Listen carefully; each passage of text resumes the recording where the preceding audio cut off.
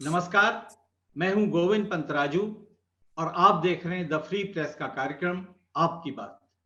आपकी बात में आज हम बात करेंगे उत्तर प्रदेश में लखीमपुर खीरी में पिछले महीने जो एक घटनाक्रम हुआ था जिसमें किसानों को एक जीप ने कुचला था, उसके बाद प्रतिहिंसा में कुछ लोगों की मौत हुई थी और उसके बाद पूरी तरह से जो उत्तर प्रदेश से सांसद और केंद्रीय गृह राज्य मंत्री अजय मिश्र टेनी हैं, उनके पुत्र की तरफ इस पूरे घटनाक्रम की जो शक हुई थी उनकी तरफ गई थी, उनको गिरफ्तार किया गया। उसके बाद उत्तर प्रदेश सरकार ने एसआईटी जांच इसमें का आदेश दिया, सुप्रीम कोर्ट का दखल इसमें था और इस एसआईटी जांच के बाद ये बात सामने आई कि वो जो घटनाक्रम हुआ था घटनाक्रम उसमें सिर्फ आशीष मिश्र की जीप का ही इस्तेमाल नहीं हुआ था, बल्कि उस पूरे घटनाक्रम में एक सुनियोजित साजिश के तहत उस घटनाक्रम को अंजाम दिया गया था। हत्या करने के इरादे से योजना बनाकर घटनाक्रम हुआ था और उसके बाद जो आशीष मिश्र हैं उनके खिलाफ आपराधिक षड्यंत्र और आर्म्स एक्ट और हत्या के आरोप, हत्या की साजिश के आरोप जैसे तमाम नए आरोप उनके खिलाफ लगा दिए गए, जिनको अदालत ने स्वीकार भी कर लिया है। तो इसके बाद जो आशीष मिश्र को लेकर अजय मिश्र से उनके जो पिता हैं अजय मिश्र टेनी, उनसे आज लखीमपुर खीरी में एक अस्पताल में ऑक्सीजन प्लांट का उद्घाटन करने वो गए थे। वहां पत्रकारों ने जब उनसे कुछ सवाल किए तो उस सवाल जवाब में उन्होंने जिस तरह का अमर्यादित व्यवहार किया, पत्रकारों के साथ धक्का मुक्की और अपशब्दों का इस्तेमाल किया, उसके बाद निशाना विपक्ष का और उनके खिलाफ तेज हो गया है, क्योंकि पहले ही विपक्ष संसद में लगातार इस बात को उठा रहा था कि जो अजय मिश्र टेनी है गृह राज्य मंत्री, उनको बर्खास्त किया जाए। प्रधानमंत्री नरेंद्र मोदी से भी विपक्ष ने इस बात की मांग की थी, सोशल मीडिया के जरिए भी मांग की थी और संसद में बाकायदा इसको लेकर आज काफी गतिरोध भी हुआ। लेकिन संसद में सरकार अपने गृह राज्य मंत्री का जिस तरह से भी बचाव करने की कोशिश करती रही, जो आज का घटनाक्रम हुआ है उसने एक बार फिर से जो अजय मिश्र टेनी है उनका जो व्यवहार है उसको, क्योंकि अब सोशल मीडिया में सब लोगों तक ये पहुंच चुका है, तो उस व्यवहार की एक तरह से उसकी जो पर्दाफाश किया है उसकी कलई खोली और इसके बाद उन पर निशाना और कड़ा हो गया। कितना ये घटनाक्रम केंद्र सरकार के लिए मुश्किलों को लेके आएगा और कितना इस घटनाक्रम से पहले ही लगातार विपक्ष के निशाने पर रही योगी सरकार और खासतौर पर अजय मिश्र टेनी, उन पर जो पहले से ही निशाना है वो निशाना और कितना आक्रामक होगा, इस मुद्दे पर बात करने के लिए हम आज आपकी बात में आपके सामने हैं। बातचीत में हमारे साथ मौजूद हैं वरिष्ठ पत्रकार ब्रजेश शुक्ला, पूर्व न्यायाधीश और उत्तर प्रदेश के राज्यपाल के पूर्व न्यायिक सलाहकार सीबी पांडे साहब, बीजेपी का पक्ष रखने के लिए बीजेपी के विवेक श्रीवास्तव जी, और हमारे साथ जुड़ रहे हैं इलाहाबाद हाईकोर्ट के वरिष्ठ अधिवक्ता और एक बहुत संवेदनशील लेखक आईवी सिंह साहब। बातचीत की शुरुआत मैं ब्रजेश जी आपसे करना चाहता हूं। ये जो पूरा घटनाक्रम है, इस घटनाक्रम में पहले से ही अजय मिश्र टेनी जो है उन्होंने केंद्र सरकार के लिए मुश्किलें बढ़ाई थी। संसद में आज जिस तरह से इस पूरे मुद्दे को लेकर पूरा घटनाक्रम हुआ और आज जो उनकी हरकत है उस हरकत के बाद आपको क्या लगता है कितनी मुश्किलें केंद्र सरकार के लिए है और कितनी मुश्किलें अजय टेनी के लिए? गोविंद जी, ये मुद्दे पर केंद्र सरकार की भी मुश्किलें हैं और उत्तर प्रदेश सरकार की भी मुश्किलें हैं और भाजपा के सामने भी दिक्कत पैदा हुई है। जहां तक आज की घटनाक्रम में मुझे आश्चर्य नहीं होता, टेनी का व्यवहार ऐसा है, टेनी इस तरह के बाहुबली रहे हैं। मैं जब भी लखीमपुर दौरा करता था, इसके पहले वो चुनाव लड़ते रहे, कोई पहली बार नहीं लड़े हैं, तो कोई बहुत बड़ा मुझे आश्चर्य नहीं होता जिस ढंग से वो धमका रहे हैं, ये उनके स्वभाव में है। और ये तो सवाल पूछ दिया वरना उनसे सवाल कौन पूछता था। लखीमपुर की बात कर रहा हूं मैं पूरे लखनऊ और दिल्ली मीडिया की बात नहीं कर रहा हूं। दिल्ली जी वास्तव में उनकी जुझलाहट के कुछ कारण समझने चाहिए। पहला जी कारण तो यही है कि उन्हें लगता था, पहले वो मंत्री थे, उन्हें लगता था कि उनका बेटा बिल्कुल इस मामले में बिल्कुल उस लपेटे में नहीं आएगा। वो लगातार सफाई देते रहे, लेकिन वो लपेटे में आया। उत्तर प्रदेश सरकार ने बाकायदे, मैं इस बात के लिए ये कहूंगा कि चलो ठीक है, जांच हुई और वो उस पर जांच की आंच गई।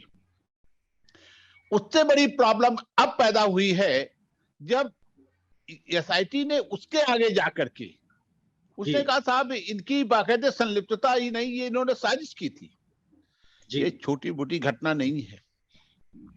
उनको था उनकी सरकार है, उनको लगता था लखनऊ में उनकी सरकार है, दिल्ली में सरकार है, तो कम से कम इसको, ये कोई ऐसा मुद्दा था जिसको बचाया जा सकता था, तो वो नहीं बचे। तो ये भी जुझलाहट का एक कारण है। और ये गोविंद जी, यदि इसको निष्पक्षता से हम देखें तो ये एक महत्वपूर्ण कारक बनता है कि इसमें सरकार रहते हुए जब इस तरह के आरोपों से वो घिरे तो उनकी जुझलाहट और बढ़ गई। उन्हें लगा साहब मैं मंत्री भी हूं, भारत केंद्र में भी मेरी सरकार, उत्तर प्रदेश में मेरी सरकार, तो इससे वो और भी शिकंजा कसता जा रहा है मेरे बेटे पर। तो सारी परेशानी की जड़ में ये है। वो पत्रकार पर जुझलाहट जो दिखा रहे हैं इन परेशानियों के कारण, वो अपने को असहाय महसूस कर रहे हैं कि साहब अब क्या करें। क्योंकि भले ही उनको केंद्र सरकार, वो सामाजिक कारण है वहां के राजनीतिक कारण है वहां के, जिसके कारण नहीं हटाए जा रहे हैं, लेकिन उसके बावजूद वो बच नहीं पा रहे हैं। कहीं भी उनका ऐसा नहीं है कि कोई वो हो रही है, बच पा रहे हैं। तो ये परेशानी का कारण है। और आज की घटना कोई मुझे इसलिए आश्चर्य नहीं डालती कि इस तरह के व्यवहार वो करते रहे हैं। वहां तो उनकी तूती बोलती रहे, उनसे सवाल नहीं पूछे जाते, उनसे जवाब नहीं मांगा जाता। वो बाकायदे उनके, वो समझते हैं कि सब जो वो कहेंगे वही वेद वाक्य है और वही अखबार में छप जाएगा। ये परिपाटी रही है, उसी कारण ऐसा हुआ है। बिल्कुल, लेकिन एक व्यक्ति जो सांसद है, जो केंद्र सरकार में गृह राज्य मंत्री है और जिसकी पार्टी उत्तर प्रदेश में सरकार चलाते हुए ये कहती है कि अब उत्तर प्रदेश में माफिया और गुंडे जो हैं वो उनको ठिकाने लगा दिया गया है, और ये इस बात का संदेश देती है कि उनकी सरकार आने के बाद राज्य में राम राज्य आ गया है। और उसी सरकार के एक जिम्मेदार, उस पार्टी के, उस सरकार वाली पार्टी के एक जिम्मेदार नेता का इस तरह का व्यवहार कि वो पत्रकारों से वो संतुलित शब्दों में भी बात कर सकते थे, वो विनम्रता से भी बात कर सकते थे, कि वो ये भी कह सकते थे हाथ जोड़कर कि नहीं, मुझे इस बारे में कोई बात नहीं करनी है, मामला अदालत में चल रहा है, इस तरह से भी वो कह सकते थे। लेकिन वो झपटने पर आ गए, वो तुम गालियां देने पर आ गए। तो विवेक जी, आपको क्या लगता है, आपकी पार्टी एक तरफ तो मर्यादा की बात करती है, दूसरों को बताती है कि कैसे नैतिकता का आचरण करना चाहिए, समाज में कैसे रहना चाहिए, दूसरी तरफ आपकी पार्टी के इतने बड़े नेता और जो केंद्रीय गृह राज्य मंत्री भी वो इस तरह का व्यवहार करते हैं। आपके पास उनके बचाव में कुछ कहने को है क्या? विवेक जी, अनम्यूट कर लीजिए। जी देखिए गोविंद जी, मैं ये कह रहा हूं, भारतीय जनता पार्टी अपने किसी नेता को, किसी कार्यकर्ता को इस तरह के व्यवहार की इजाजत नहीं देती। ये भारतीय जनता पार्टी के कार्यकर्ता का चरित्र नहीं है। उन्होंने जो भी इसकी लक्ष्मण रेखा लांघी है, इसके ऊपर उनसे जवाब तलब पार्टी करेगी, राष्ट्रीय अध्यक्ष जी करेंगे, संसदीय बोर्ड करेगा, और उनको इसकी सफाई देनी होगी। और यदि इसमें उनकी गलती पाई गई या कुछ त्रुटियां और मिली, इस पे उनके ऊपर कार्रवाई भी हो सकती है। भारतीय जनता पार्टी का नेतृत्व इस तरह की हरकतों को बर्दाश्त नहीं करता, चाहे वो छोटा कार्यकर्ता हो, चाहे बड़ा कार्यकर्ता हो।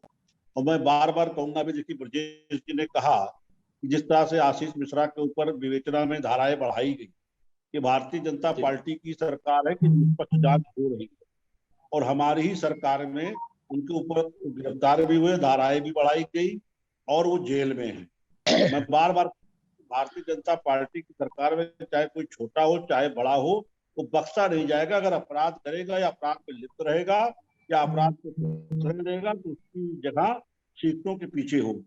उनके पिता ने जिस तरह से आज संतुलन खोया है लोकतंत्र के चौथे स्तंभ के साथ, वो ठीक नहीं है। उस पर उचित कार्रवाई, उनसे जवाब तलब हमारा राष्ट्रीय नेतृत्व को पार्लियामेंट्री बोर्ड अवश्य करेगा। जी चलिए, आपने कम से कम ये स्वीकार किया कि उनका व्यवहार मर्यादित नहीं था।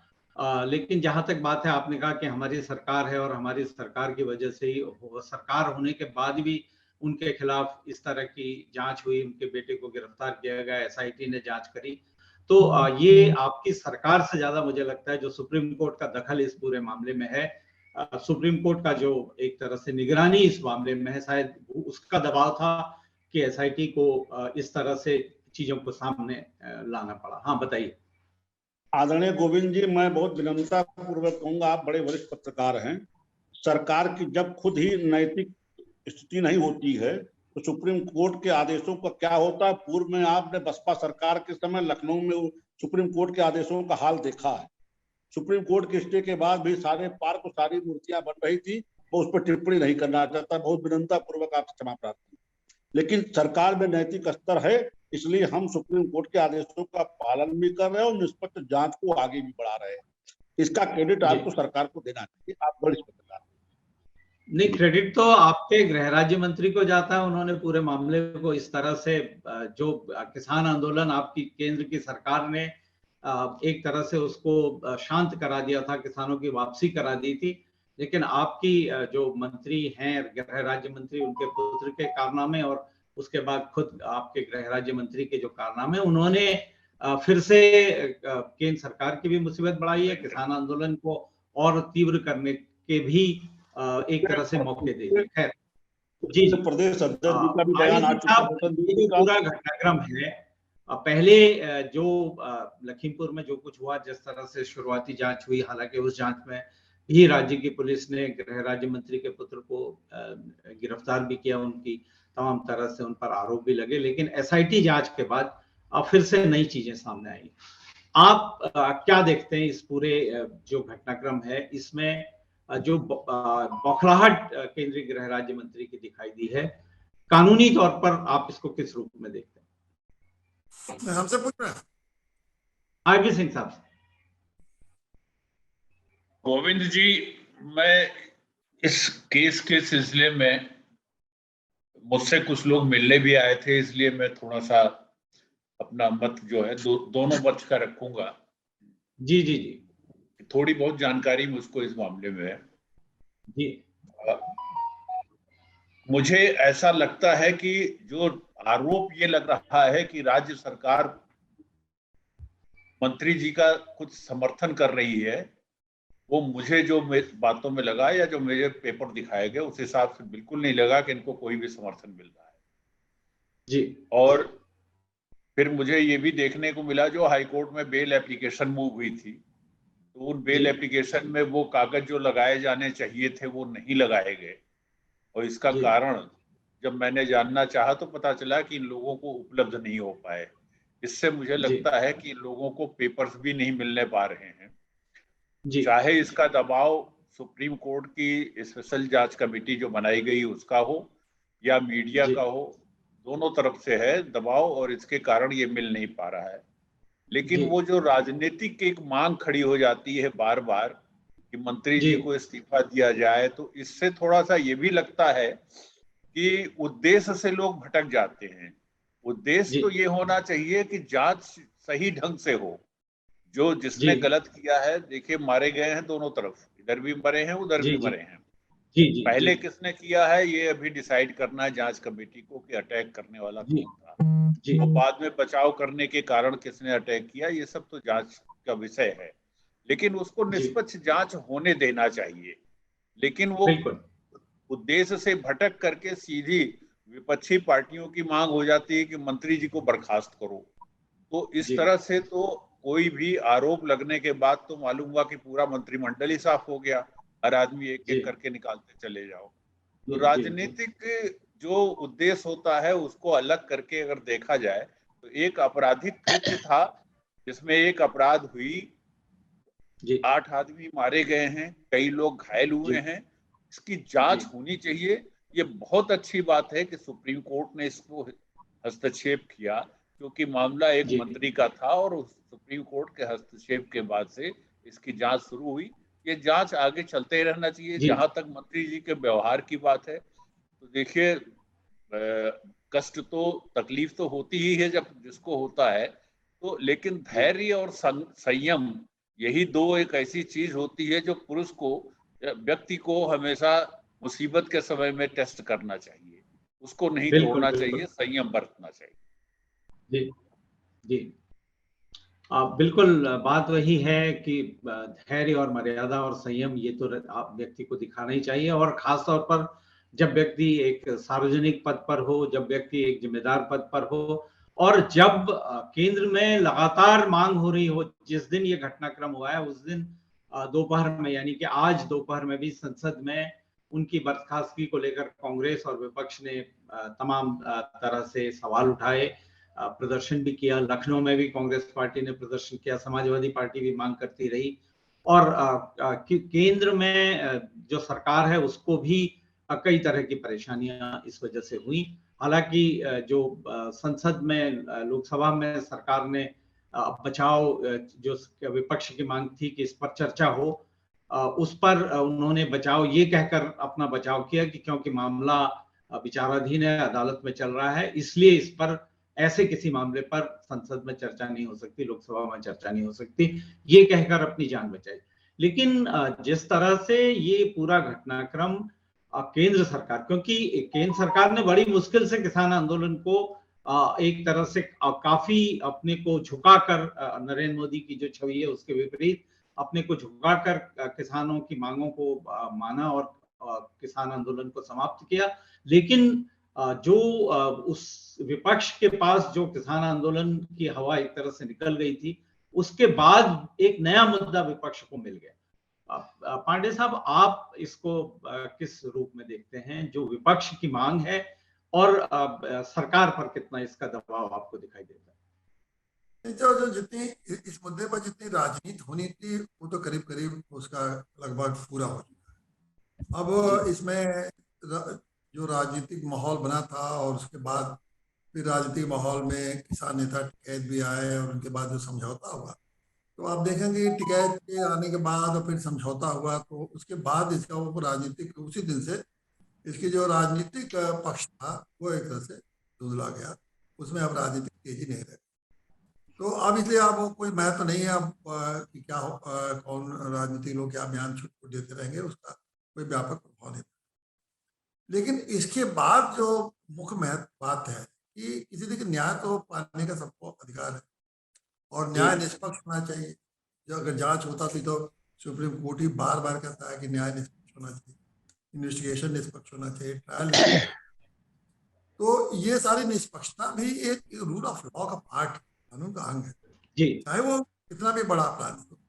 जब कानून, रूल ऑफ लॉ अगर किसी में, अगर किसी देश में आप चाहते हैं तो फिर निष्पक्ष, और निष्पक्षता के बाद सुप्रीम कोर्ट किसी आधार पर, सुप्रीम कोर्ट किसी को ये नहीं है कि कोई अगर दोषी नहीं है तो उसको सजा दे दे और कोई और दोषी को बचाए नहीं। सुप्रीम कोर्ट का तो ये दायित्व है कि निष्पक्षता से काम होना चाहिए, क्योंकि बड़े लोग इन्वॉल्व इस मामले में होते हैं। उनको लगता है कि सामान्य केस में तो सुप्रीम कोर्ट हस्तक्षेप भी नहीं करता है, लेकिन जहाँ बहुत बड़े लोग हैं, जहाँ ये इन्फ्लुएंस कर सकते हैं इन्वेस्टिगेशन को उस पोजिशन में, तो सुप्रीम कोर्ट उसको अपने हाथ में लेता है, मॉनिटरिंग कराता है और फिर अपने ढंग से भी वो इन्वेस्टिगेशन करता है। तो जो एसआईटी बन गई तो सुप्रीम, अब ये एसआईटी को ये मत समझिए कि गवर्नमेंट के किसी प्रभाव में एसआईटी, बिल्कुल, तो एक तरह से एसआईटी सीधे के सीधे वो सुप्रीम कोर्ट के दबाव दे है, और एसआईटी में जो अधिकारी हैं या इनके ऊपर के जो अधिकारी हैं नीचे, वहां से लेकर डीजी तक, तो उनको जवाब तो सुप्रीम कोर्ट को देना है।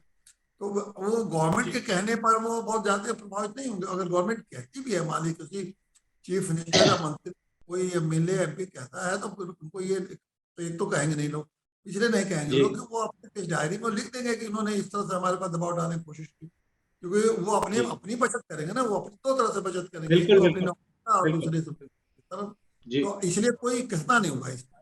तो जो ये कहना कि पार्टी कर रही है, भारतीय कांग्रेस पार्टी, ये भारतीय जनता पार्टी या भारतीय जनता सरकार कर रही है, तो सरकार तो इसमें जब सुप्रीम कोर्ट के हाथ में गया तो किसी भी अधिकारी से उसकी, मैं नहीं समझता कि इतना कोई साहसी मंत्री और अधिकारी होगा जो सिफारिश करेगा, क्योंकि उनको डर है कि इसमें जी जी और सुप्रीम कोर्ट के मामला जाएगा। तो इसलिए ये तो संभव नहीं है। तो इसलिए जो बातें निष्पक्ष रूप से आ रही हैं वो आएंगी, और इन लोगों को अब मंत्री जी को और उनके लड़के को या इसमें जो भी लगे, अब इन लोगों को जो कुछ भी मिलेगा न्याय व्यवस्था से मिलेगा, तो वो बहुत संजीदा ढंग से न्यायालय पर आस्था रखें, न्याय व्यवस्था पर आस्था रखें, और जो न्यायिक प्रक्रिया है उसको अच्छे ढंग से तैयारी के साथ उसको गंभीरता से लेके उसके उस चीज में अपने लड़े। अगर उनका हक, जो हक है वो तो मिलेगा ही, अगर जो न्याय मिलना है उनको मिलेगा। तो अभी दिशा में जो है, और मंत्री जी को भी इस तरह से उसी दिशा में सोचना चाहिए, उनको संयमित व्यवहार करना चाहिए, क्योंकि सब कुछ मामला अब न्यायालय में है, तो जो कुछ मिल सकता है उनको न्यायालय से मिल सकता है। और इसलिए कुछ ऐसा न करें कि ये मामला जो है, जो न्याय में न्याय से भी जो कुछ न्यायालय से भी जो मिला वो भी उनको न मिल पा रहा। तो इसलिए उनको अपने व्यवहार बदलाव, संजीदा व्यवहार करना चाहिए। जी। मामला एक तरह से अदालत में है, और जिस तरह से आपने कहा कि न्याय के लिए उनको न्याय की जो अब एक उनके पास उम्मीद बची है, रास्ता बचा है, वो अदालत है, और अदालत से ही न्याय के लिए उनको धैर्यपूर्वक अपने प्रयास करने चाहिए और इंतजार करना चाहिए। लेकिन ब्रजेश जी, जिस तरह से विपक्ष इस मामले को बहुत तूल देने पर अड़ गया है, किसानों की, पहले तो किसानों की जो वहां पर हत्या एसआईटी की रिपोर्ट के बाद संसद में इसको लेकर बहुत प्रबल विरोध विपक्ष की तरफ से हुआ, इस्तीफे की मांग हुई, और अब जो आज का घटनाक्रम है उसके बाद तो राहुल गांधी ने भी बिल्कुल साफ साफ कह दिया कि अब तो कम से कम प्रधानमंत्री जी को अपने मंत्री के बारे में सोचना चाहिए, उनके व्यवहार को देखते हुए। आपको क्या लगता है, बीजेपी के पास और केंद्र की सरकार के पास ये जो घटनाक्रम है इससे निपटने के लिए क्या विकल्प आपको दिखाई देते हैं? देखिए, बीजेपी के पास क्या विकल्प है, वो वास्तव में उनकी पहली कोशिश यही है कि मंत्री को किसी तरह बचाया जाए। उसके कारण क्या है? कारण क्या है? उसके सामाजिक कारण है, वहां के राजनीतिक कारण है। ये जब आप चुनाव में जब ये होगा तब आपको मालूम होगा कि ये क्या कारण था, बीजेपी क्यों अपने मंत्री को नहीं हटा रही थी। एक तो ये कारण है। नंबर दूसरी बात ये है कि विवश हुए तो यही कहेंगे कि क्या करें, मजबूरी में मुझे हटाना पड़ा इनको, वो जाएंगे। कारण विपक्ष खुल करके आ रहा है, लेकिन इसका बहुत बड़ा मुद्दा आगे नहीं बन सकता है। कारण की जो कार्रवाई सुप्रीम कोर्ट ने ये तो नहीं कहा कि मंत्री जी इसमें है शामिल, ये तो कहीं नहीं आया है।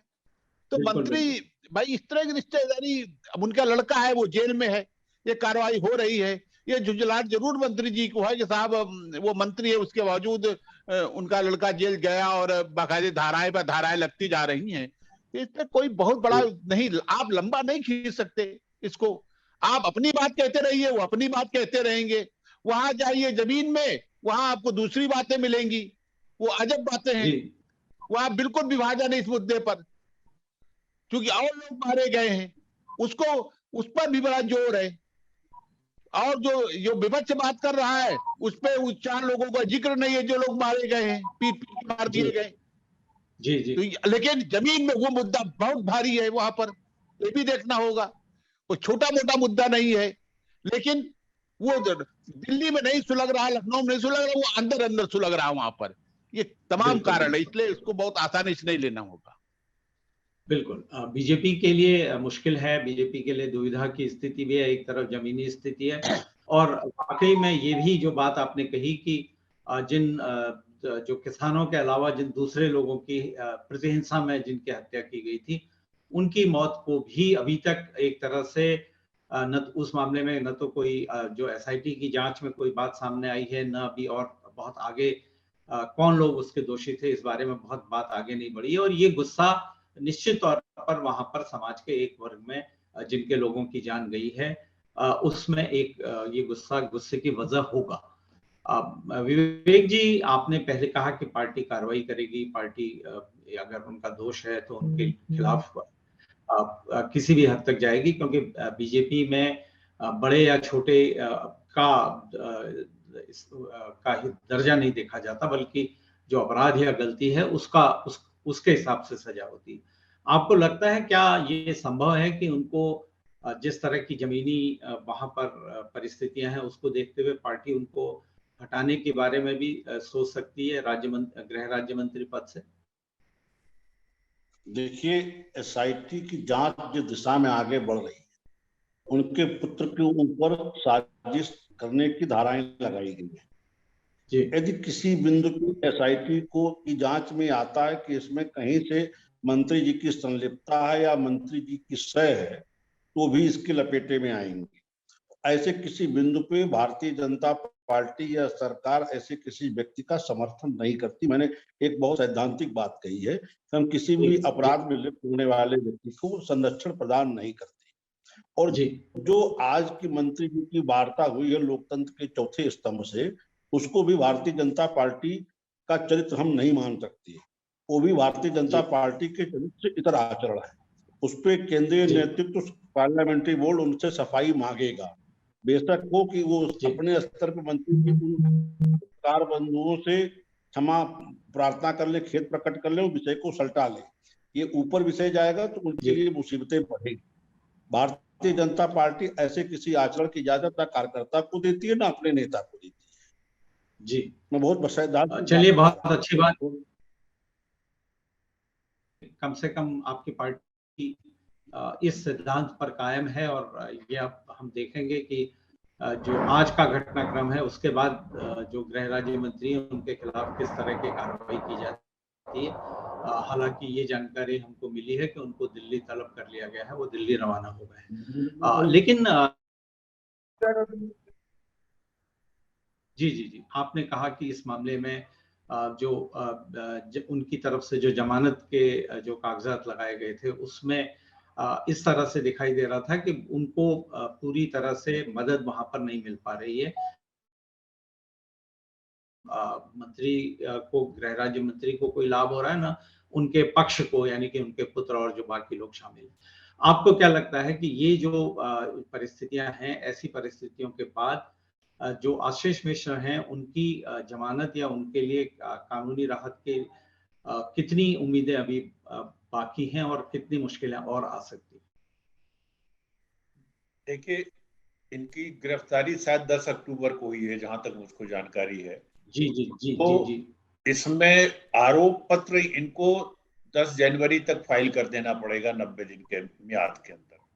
जी। और मैं समझता हूं कि अगर ये लोग धैर्य से काम लें तो 10 जनवरी तक देखें कि ये इन्वेस्टिगेशन कहाँ जा रहा है, किस ढंग से जा रहा है। अक्सर ये देखा गया है कि अगर मुलजिम पक्ष का हस्तक्षेप इस बीच में न हो या बहुत ज्यादा प्रयत्नशील न हो तो इन्वेस्टिगेशन में लोग जानबूझ करके या अनजाने में बहुत सारी गलतियां कर जाते हैं। तो मेरा जो अपना तजुर्बा है कि हम इन्वेस्टिगेशन एजेंसी को हमेशा गलती करने की पूरी छूट देते हैं। उसके बाद जब कोर्ट में मामला आ जाता है तब उसका हम लाभ लेते हैं। तो 10 जनवरी तक इनको इंतजार करना चाहिए। 10 जनवरी के बाद आरोप पत्र क्या लगाते हैं, वो आरोप पत्र पर डिपेंड करता है कि उनकी जमानत होगी कि नहीं होगी, नंबर 1 बात। नंबर 2 बात कि सिर्फ मंत्री जी के ही एक पक्ष का, जो अभी आपके शुक्ला जी, ब्रिजेश शुक्ला जी कह रहे थे, वो बात सही है कि एक पक्ष की तो बात देखी जा रही है, दूसरी भी पक्ष है ना। 3 लोगों को पीट कर हत्या कर दी गई है। अब बंदूक का जो है, जहां तक मुझको जानकारी है कि बंदूक की गोली से कोई नहीं मरा है। कोई भी चोट नहीं है बंदूक की या किसी आर्म्स की। तो उसमें आप दफा चाहे जितना लगाते रहो, वो तो आप बढ़ाते चले जाओ, सारे हथियार जमा करा लो, लेकिन जिस चीज से हत्या हुई है वो देखना पड़ेगा कि क्या वो हत्या जिस ढंग से कहा जा रहा है वैसे हुई है कि नहीं हुई है। तो अभी इंतजार करना है जब तक चार्जशीट नहीं आए। चार्जशीट आने के बाद ही सारे फैक्ट खुलेंगे कि कैसे क्या है। जहां तक विपक्ष की बात है, तो विपक्ष तो देखिए ये राजनीति है। विपक्ष का काम है सरकार को घेरना। क्या जब वो फुर्स का कांड हुआ तो क्या राजीव गांधी ने इस्तीफा दे दिया था? नहीं दिया था। बहुत सारे कांड हुए मायावती के जमाने में, क्या उन्होंने इस्तीफा दिया? नहीं दिया। आज उनकी बारी है, भाजपा को भी वही काम कर रहे हैं जो वो लोग कर चुके थे। पार्टी होती है, विपक्ष कुछ नहीं होता। विपक्ष तो परमानेंट है, पार्टी है जो कभी विपक्ष में हो जाती, कभी सत्ता में हो जाती। बिल्कुल बिल्कुल जी। लेकिन सीबी पांडे साहब, जिस तरह से ये मामला अदालत में एक तरह से विचाराधीन है, इस पे जांच चल रही है, कार्रवाई, अदालती कार्रवाई चल रही है, उसके बाद इस मुद्दे पर मंत्री की बर्खास्तगी की मांग और उसको लेकर संसद को बाधित कर देना, आपको क्या लगता है कि विपक्ष इसको लेकर अपनी जो लोकतांत्रिक भूमिका है वो सही निभा रहा है, या सिर्फ किसान आंदोलन की जो खींच है उसको आगे बढ़ाने के लिए इसको मुद्दा बनाने की कोशिश कर रहा है? नहीं, देखिए 22 में चुनाव हो रहा है ना, तो जो ये घटना तो उत्तर प्रदेश की है, तो उत्तर प्रदेश की घटना है और 22 में विधानसभा का चुनाव हो रहा है। तो इस समय तो विपक्ष को कुछ भी छोटा से छोटा भी मामला है, तो एक बड़ा मामला हो गया और किसान आंदोलन, छोटे से छोटे मामले भी अगर आएंगे तो वो तो उसका फायदा उठाएंगे। तो ये तो आप मार्च तक तो मान के चलिए कि सारे जिस तरह के मुद्दे आए, कोई भी कहीं कुछ, तो ये मामले उठे, तो विपक्ष ये नहीं देखा कि इस समय मेरी क्या रोल होना चाहिए, क्या मेरी भूमिका होना चाहिए। वो सिर्फ ये देखेंगे कौन सा मौका है जिसका कि हम अधिक से अधिक सरकार को घेरने में इस्तेमाल कर सकें, मतलब सरकार को कंडेम करें। इस समय तो सरकार को कंडेम करके ही तो वोट लेना है, तो सरकार को कंडेम करना, चाहे उसका मुख्यमंत्री को कंडेम करना, प्रधानमंत्री को कंडेम करना। और वो चूंकि वो आदमी वहाँ है, मंत्री है, तो वो अपने लखीमपुर में कई जिलों वहाँ के वोटरों को प्रभावित करते हैं, और अगर उनको निकाल दिया तो वहाँ वोट डिमोलाइज होंगे, वहाँ उनके कई विपक्ष उसका फायदा पाएगा। तो अगर वो इस समय इस दबाव बनावे, उसमें मुख्यमंत्री, हालांकि इस समय नहीं मैं समझता कि कोई भी सत्ताधारी पार्टी ये जोखिम उठाएगी कि अपने मंत्री को चुनाव के टाइम में हटाएगी, ऐसा वो कर नहीं पाएंगे कितना भी विपक्ष कोशिश करे। लेकिन हाइपोथेटिकल कह रहे हैं कि अगर उनको हटाता तो उसका फायदा विपक्ष कहेगा कि देखिए हम सही थे, हम जीते, और लोगों के मन में आएगा कि भाई आखिर में ये सही थे, तभी नहीं उनको हटाना पड़ा मंत्री को। तो ये वो कोशिश करेंगे, नहीं भी हटाएंगे तभी इस माहौल को चुनाव में, ये चुनाव का मुद्दा बनेगा। लखीमपुर उसके आसपास ये चुनाव का मुद्दा भी बनाने की कोशिश करेंगे। पार्लियामेंट में उठेगा तो बहस होगी लखीमपुर में, लखनऊ में उठेगा तो बहस होगी लखीमपुर, ये मुद्दा भी बनेगा। तो इसीलिए विपक्ष तो इसका पूरा उपयोग करेगा।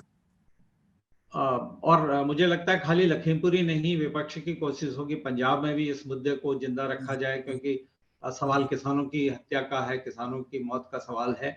और जिस तरह से पहले भी कांग्रेस ने कोशिश की थी, पंजाब के मुख्यमंत्री और कई राज्य के मुख्यमंत्रियों को लखीमपुर लाया गया था, उनकी तरफ से मुआवजा तक बंटवाया गया था। तो कांग्रेस इस मुद्दे को पंजाब के चुनाव में भी निश्चित तौर पर इस्तेमाल करना चाहेगी। अब पूरी जो समस्या है वो बीजेपी के लिए है कि वो किस तरह से इस आपराधिक मामले से अपना पीछा छुड़ाए, और किस तरह से अपने जो गृह राज्य मंत्री हैं उनके जो अमर्यादित व्यवहार के बाद जो नई परिस्थितियां पैदा हुई हैं, उन परिस्थितियों में अपने को बेदाग दिखाने की कोशिश करे, अपने को निष्पक्ष दिखाने की कोशिश करे।